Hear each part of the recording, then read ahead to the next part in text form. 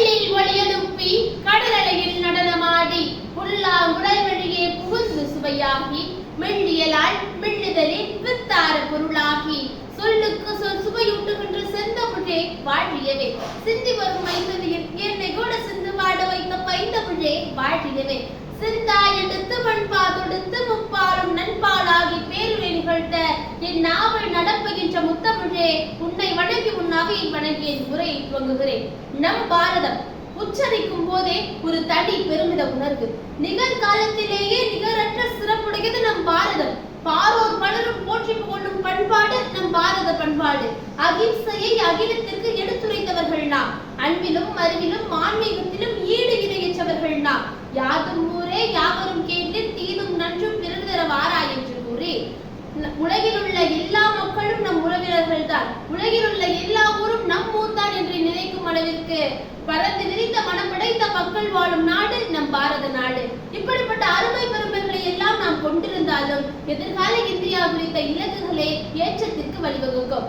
எண்ணிய எண்ணியாங்கு எய்துவர் எண்ணிய திண்ணியர் ஆகுகிறேன் என்ற குரல் தான் என்னுடைய வாழ்வில் லட்சியங்களை கொண்டு வரும் விண்கலம் போன்ற ஒரு குரல் என்று ஏபிஜே அப்துல் கலாம் ஐயா கூறியிருக்கிறார். ஏபிஜே அப்துல் கலாம் ஐயா யார்?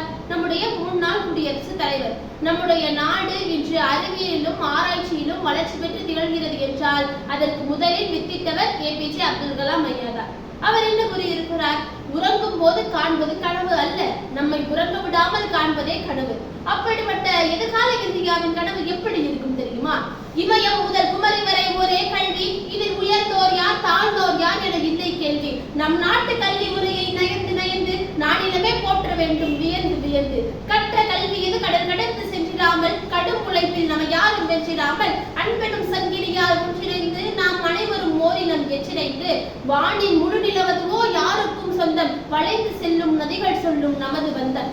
அணுசக்தி என்றும் நல்ல ஆக்கத்திற்கே அறிவியலை பெருக்கும் நல்ல நோக்கத்திற்கே சண்டை இல்லை சச்சரவு என்றும் இல்லை தொலைந்ததுவே தீவிரவாதம் என்னும் தொல்லை வளம் பெருக வேண்டும் என்று விண்ணில் ஏறி வெளிநாடு செல்லும் நிலை சற்றி மாறி வெளிநாட்டார் எல்லோரும் நம்மை நாடி வெகுவாக விரைகின்றார் பொருளை தேடி. எண்ணி எண்ணி பார்க்கையிலே இனிப்பு ஆஹா எதிர்கால இந்தியாவின் கழிப்பு. நாம் அனைவரும் ஆகிவிட்டோம் அப்துல் கலாம் அந்நியரும் போட்டாரே நமக்கு செல்லாம். இந்த கனவு இந்தியா சாத்தியமா? நிச்சயமாக சாத்தியம். நாம் மனம் வைத்தால் சாத்தியம்.